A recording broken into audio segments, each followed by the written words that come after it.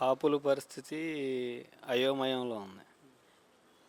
ఎలా అంటే చంద్రబాబు నాయుడు గారు ప్రతిసారి గవర్నమెంట్లోకి వచ్చినప్పుడల్లా కాపులనే టార్గెట్ చేస్తారు.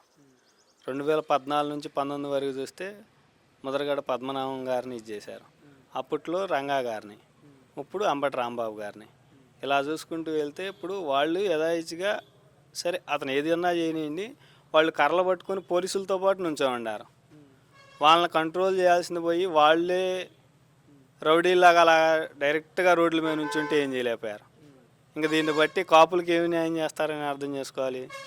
అదే జగన్ గారు గవర్నమెంట్ ఉండగా కాపులకి కాపు నేస్తం వచ్చేది. అలాంటి పథకాల మీద ఏదన్నా అభివృద్ధి మీద దృష్టి పెడితే బాగుంటుంది.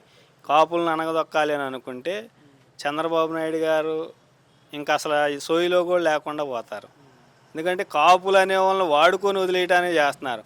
కనీసం మా పవన్ కళ్యాణ్ గారు కానీ మా కాపులందరూ కూడా కళ్ళు తెరుచుకొని అందరూ ఎలా జరుగుతుంది ఏందని ఒక్కసారి ఆలోచించేస్తే మంచిగా ఉంటుందని మేము కోరుకుంటున్నాం.